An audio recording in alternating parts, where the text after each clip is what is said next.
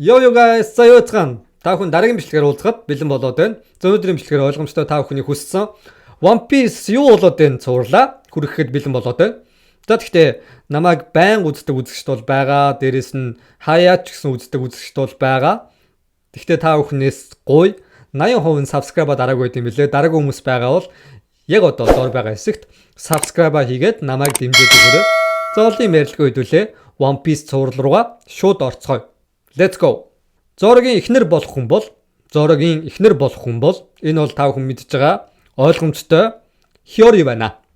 Тэгээ ягаад Хиори гэж үзэж байгаа гэдгийг би та бүхэнд бичлэгийнхаа дундуур батлаад явах болно. Тэгээ Зорогийн хувьд хэм бол Мексикээс гаралтай.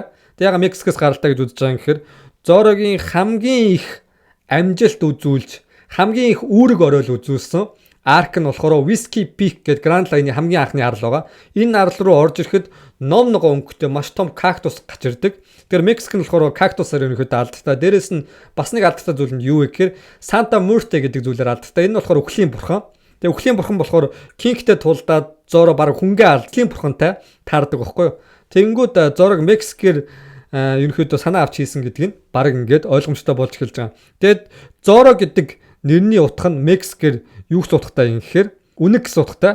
Зорогийн хувьд хэм бол time skip хийгээд Шабонди арал дээр анх гач ирэхдээ хүлэг андуурчлаа гэж хэл. Нэг хүлгийг годоор нь хуваагаад. Тэгээ энэ хүлэг нь болохоор үнэгний хэлбэртэй хүлэг байсан. Тэгээ дээрээс нь Зорог эхнэр болно гэдэг байгаа Хиори нь болохоор үргэлж үнэгний баг зүүдэг. Тэгэхээр Зорогийн эхнэр болох уу? Зорог үнэг гэх юм бол үнэгний баг зүүж байгаа эмэгтэй гүнж Зорогийн эхнэр болно гэсэн. Тэгэхээр Шимоцуки Ушимару гэдэг дүр гарч ирдэг. Шимоцуки Ушимарыг өвдөхөр үргэлж үнэгтэй цуг явдаг гэж гардаг. Тэгэхээр Зоро өөрөө Шимоцуки кланых. Тэгээ дээрэс нь Хиоригийн дуулдаг дуу нь болохоор сарны гүнж гэсэн утгатай дуу. Тэгэхээр Зорог би өмнөхдөр хэлсэн те Лупи бол нар, Зоро бол сар гэж хэлсэн. Тэгэхээр сарны гүнж гэхээр сарн зөрүүлж ирсэн гүнж гэсэн. Зорог ихнэр болоход бүр амар тодорхой болчих юм шүү. За тэгэхээр Лупиг нар, Зорог сар гэсэн те. Тэгэхээр Зоро Хиори хоёр Вано арк дээр цуг гачрахад нэг охин үргэлж цуг гачирдаг. Отоко гэдэг нэртэй охин заяа. Энэ хоёрыг ингээ сайн харах юм бол энэ гурав яг нэг сет болоод яг гэр бүл шиг.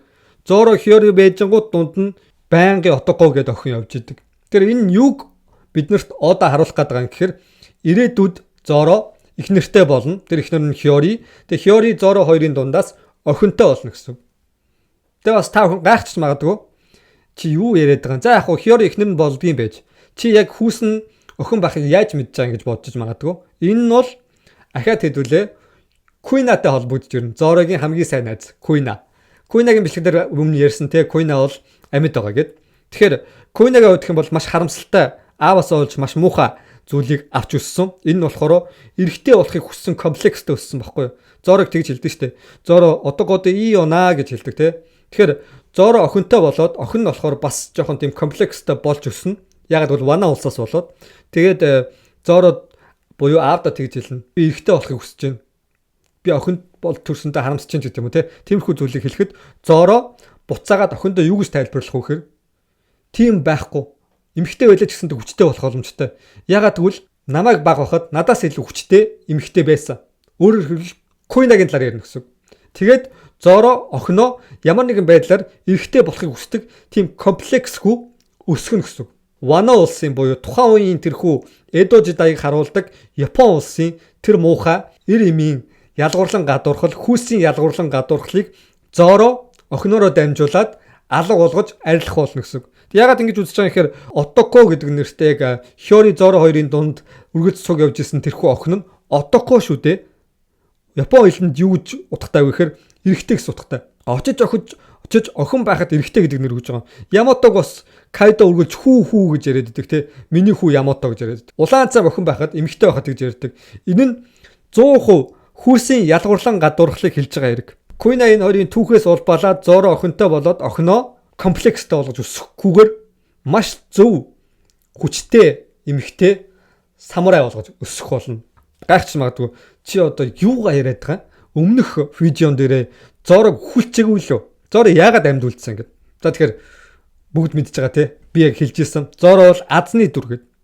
Тэгээ дээрэс нь айгу сонь зүйлтэй холбогдож эхэлсэн заяа. Grand Line руу дөнгөж орохын өмнөх буюу локдаун арал дээр Зоро 2 сэлмээ сонгодог. Хоёр сэлмээ сонгоход тэр нэг сэлэм зарж байгаа дэлгүүр дээр ороод сэлмээ зорлоод миний азуу энэний хараалуу алийг үзье гэд гитэцүүгээ шийдээд тэгсэн чинь нөгөө гитэцүүн доргийн гарыг авалгүй шууд зорыг азанд дийлдэг шүү дээ. Тэгээ энэс хүлээлээ зороо ирэхэд азандаа найздаг дүр гэдэг нь тодорхой болчихоо. Тэр дэлгүүрийн эзэн нь болохоор эрэхтэй. Тэгсэн мөртлөө эхнэр нь босс байдаг. Энэ нь эсэргээр байгааз вано дээр эрэхтэй нэм, эмхтэй нэм байдаг бол яг тэр дэлгүүрээр харах юм бол эмхтэй нэм, эрэхтэй нэм. Яагаад одоо ингэж албаар ингэж эсрэг тесрэгээр нь хийсэн юм бол те. Ингээ бодоод үзэнгүүт ойлгомжтой болоо явчихж байгаа байхгүй. Тэгээд дээрэс нь зороо азны дүр гэдгээрээ өөрөөр хэлбэл зороо өөрийгөө лупи золиослоод тэрхүү имүг өөрийнхөө сэлмээр чавчаад цуг үхэх замыг сонгосон ч зороо азтай учраас амьд үлдсэн. За тэгэхээр үхсэн гэж бодогдуулаад амьд үлдсэн дүрүүд ерөнхийдөө One Piece дээр олон бий. За жишээ нь ярих юм бол нь шүү дээ тий. Сабо байна. Тэгээд дээрэс нь Бонкле гэдэг дүр байгаа шүү дээ. Лупиг авардаг бас нэлээд сайн дүр байгаа. Бонклегийн хувьд гэвэл бүгд үхсэн гэж бодож байгаа яг үндэ амьд байгаа. Тэгээд дээрэс нь Queen-аг бас ерөнхийдөө амьд байгаа гэж ярьсан шүү дээ тий. Тэгээд энэ мэтлэн One Piece дээр үхсэн мөртлөө амьд гачирдаг дүрүүд авлан байгаа. Тийм учраас Зорог бүгд үхсэн гэж бодож байгаач амьд болгоод дээрэс нь One Arc дээр их нэртэй болоод охинтой болоод өөрийг гисэн сайхан амар сайхандаа жаргасан амьдралтай болно гэсэн. Тэгээд та бүхэнд хэлсэнчлэн Зорогийн хувьд азандаа найддаг азны дүр гэж ярьсан шүү дээ тий. Тэгэхээр Зорогийн хувьд ингээд хөвчлэн өөрийнхөө азандаа найдаад энэ чиг зүв байх гэж бодвол тийшгээ яваад өгчдөг. Тэр нь бас эсэргээрээ заримдаа Зорог нэг номерт ч юм уу тий хамгийн түрүүд их магадaltaй зүйлийг ч бас өгдөг. Ингээд мэтлэн Зоро маш азтай дүр байхгүй юу. Тэгэхээр One Piece-ийг хамгийн түрүүнд олох дүр бол Зоро. Хамгийн түрүүнд баяхнаас хамгийн түрүүнд төрж явж байгаад One Piece-ийг олчих дүр бол Зоро байхгүй. Тэгээ ягаад энийг ингэж ярьж байгаа гэхээр Marimo гэдэг тэр нэг Эрдэнэсийн авдран дотроо гатцсан тэр ногоо өстэй дүр өгдөн штэ. Тэрнтэй уулзаагүй ганцхан дүр нь Зоро байхгүй. Тэгээ ингээ бодонгууд энэ One Piece-тэй холбогдно. Эрдэнэсийн хайрцаг дотор юу ч байгаагүй. Гэхдээ хүн байсан. Өөрөөр хэлбэл One Piece-ийг би буус гэж хэлсэн штэ тий. Яг үүндээ Эрдэнэс бол оршуулга байсан. Хин нэгний буус оршуулга байгаад тэрэн дотор хүний арга байсан гэдгийг тэр Маримогоор дамжуулаад одоо биднэрт хэлж байгаа байхгүй. Тэгээд азтай дүр буюу Зоро One Piece хамгийн түрүүлж хүрэх дүр. Ингээд ерөнхийдөө One Piece гэдэг аниме Зорогийн дүр ойлгомжтой болж эхэлж байгаа юм guys. Тэгэхээр бүгдэнд нь зориулж би видеого хийлээ. Тэгэхээр Зорог хүн болгон хүн гэд хэлсэн чинь над руу амар ууралсан. Зорог одоо One Piece-аар үзэх хүсэлгүй болчлаа гэжсэн те. Тэгэхээр үхгүй guys. Үхгүй. Зорог үнэхээр азтай дүр ихгүй. За хэдүүлээ дараагийн бичлэгээр за дараагийн бичлэгээр юу ярьд юм блэ вэ? За бас бодож байгаа болно. За дараагийн бичлэгээр уулзлаа түр бай guys.